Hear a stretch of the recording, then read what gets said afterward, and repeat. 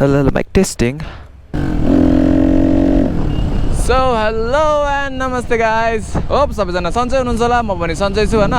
And after a long time welcome back to my channel. आज चाहिँ तपाईहरुले सुरुमा भिडियोमै देखिसक्नु भयो होला हैन. के नयाँ छ है? अनि हाम्रो रञ्जित भ्लग्स पनि यहाँ छ है. के छ? So आज यो रेभिट को नयाँ बाइक झरेको रहेछ के अहिले. अनि चाहिँ यसको एउटा रिभ्यू भिडियो नि गरौँ भनेर निस्किरहेको छु. त्यस बाइक चाहिँ डट भन्छ छुट्टै मजा हुन्छ के. मजा त भइरहेको है. जस फर्स्ट इम्प्रेसन चाहिँ राम्रै लाग्यो, एकदम लाइट वेट छ है, इजी छ. एन्ड आवाज पनि मिठो नै छ है. अब झन् डिफिकलर झिक्यो भने त आवाज वाइल्ड आउँछ है. सो रेस्पोन्स राम्रै छ, पिकअप नि राम्रै छ है. पावर चाहिँ इनफ छ, डटमा यतिको पावर त हुनैपर्छ. यसको अब टेक्निकल स्पेसिफिकेसन्सहरू चाहिँ अहिले रोकेसी कुरा गरौँला है. अहिले चाहिँ मैले यसको केवल राइडको मजा लिउँ न.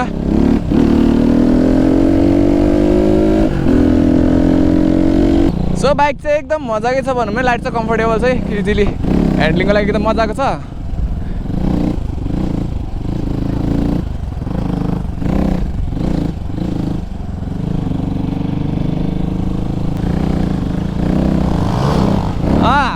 यो भन्दा बाह्र Ranjit vlogs on fire.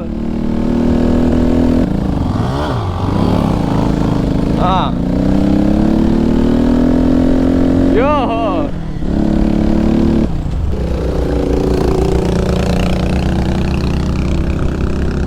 Exhaust note नि जस मिठो छ यसको. बाइक पनि निकै लाइट वेट के. जम्मा होइन यसको चाहिँ ड्राइभ वेट भनेको चाहिँ 100 kg मात्र रहेछ होइन. Which makes it a good dot bike है. यो बाइकको अहिले चाहिँ करेन्ट प्राइस रहेको छ है 4,50,000 होइन. यो बाइक चाहिँ दुईवटा भेरिएन्टमा छ. एउटा मोटारमा छ, अर्को डटमा छ है. फरक भनेको होइन, तपाईँको प्राइस पनि त्यही पर्न जान्छ 450 नै. तर त्यो प्राइस भनेको चाहिँ अहिले अफरको लागि मात्र हो है, तिहारसम्मको लागि मात्र. त्यो भए चाहिँ यसको प्राइस दाइले भने अनुसार चाहिँ इट्स गन बी 5 लाख है. डट मोटारको लागि प्राइस डिफ्रेन्स छैन, प्राइस त्यही हो होइन. त आज हामीसँग चाहिँ मोटार भेरिएन्ट छ है. एन्ड मोटार भेरिएन्ट पनि हेरौँ कस्तो छ, कस्तो जान्छ यो है.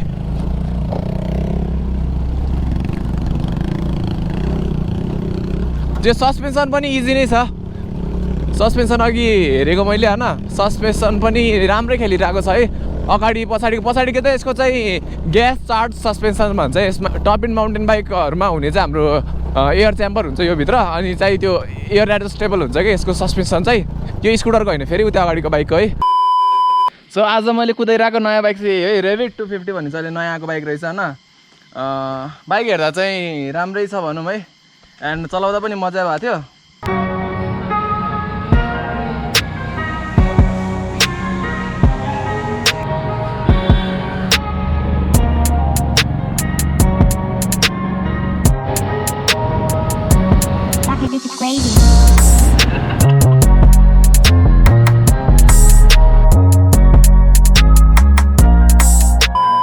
यसको अलिअलि स्पेसिफिकेसन मैले अघि नै भनिसकेको छु होइन. अनि यहीँ हेर्नुपर्दा चाहिँ यसमा चाहिँ हाम्रो अगाडि 280 mm को डिस्क दिएको छ होइन. पछाडि 240 mm को डिस्क छ. हाम्रो यो भनेको हाम्रो single cylinder 4 stroke 6 gear engine हो होइन. यसमा चाहिँ हाम्रो 6 स्पिडको गियर बक्स दिएको छ है. एन्ड त्यही हो हाम्रो डिजिटल क्लस्टरहरू यस्तो छ. एन्ड यो बटन्सको क्वालिटीहरू चाहिँ खासै प्रिमियम त होइन है. मलाई चाहिँ त्यति मन परेको चाहिँ छैन. यहाँ इन्डिकेटर लाइट भयो होइन, यहाँ हजार लाइट र हर्न स्विच सँगै दिएको छ. एन्ड यो हाम्रो लाइटको हाई बिम र डिम भइहाल्यो. अनि यिनीहरू चाहिँ लाइटको स्विच, अनि इन्जिन केल स्विच, यो स्टार्ट इग्निसन स्विच भयो होइन. अब मेन कुरा चाहिँ हामीलाई डट बाइकमा चाहिने भनेको चाहिँ ग्राउन्ड क्लियरेन्स होइन. ग्राउन्ड क्लियरेन्समा चाहिँ यो बाइकमा चाहिँ हाम्रो 350 mm को ग्राउन्ड क्लियरेन्स छ, जुन चाहिँ इनफ हो जस्तो लाग्छ मलाई. अनि सिटको क्वालिटीको कुरा गर्नुपर्दा नि सिटको क्वालिटी पनि यसमा राम्रै दिएको छ होइन, सफ्ट नै दिएको छ. अनि त्यही यसको साइलेन्सरको अब एक्जस्ट नोट त अघि नै सुनिसक्नु भयो होइन. एक्जस्ट नोट पनि राम्रै छ. अब डिबी किलर झिक्दियो भने त झन् बवाल आउँछ होला है. यस्तै छ बाइक.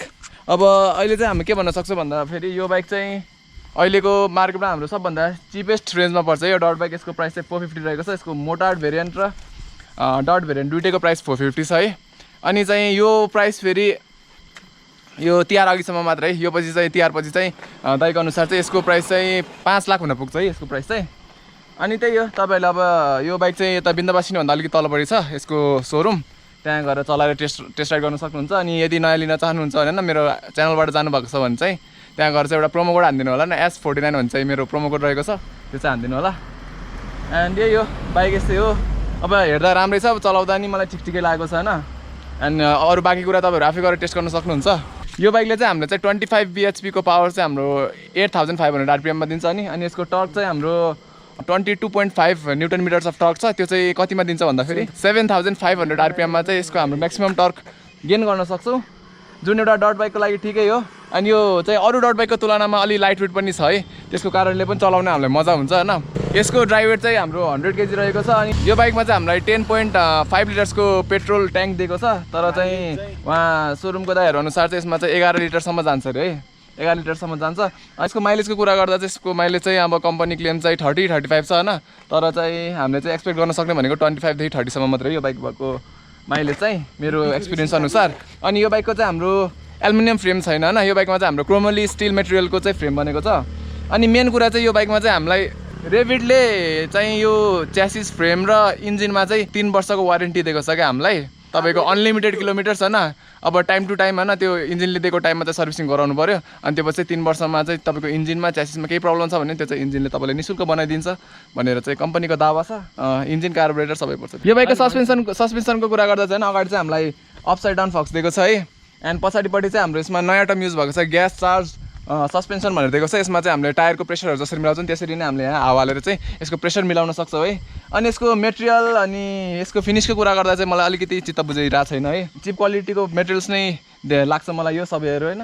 यो बटनको क्वालिटी देखेर अनि यिनीहरूदेखि लिएर सबै कुरा चिप लाग्छ, तर त्यसमा चाहिँ हामीले अलिकति त कम्प्रोमाइज गर्नुपर्छ किनकि यो अहिलेको चिपेस्ट सेगमेन्टमा पर्छ यो डट बाइक नेपालमा पाउने। अनि त्यही हो, मैले अब सबै कुरा समेटे जस्तो लाग्छ होइन यो डिटेल रिभ्यू त होइन।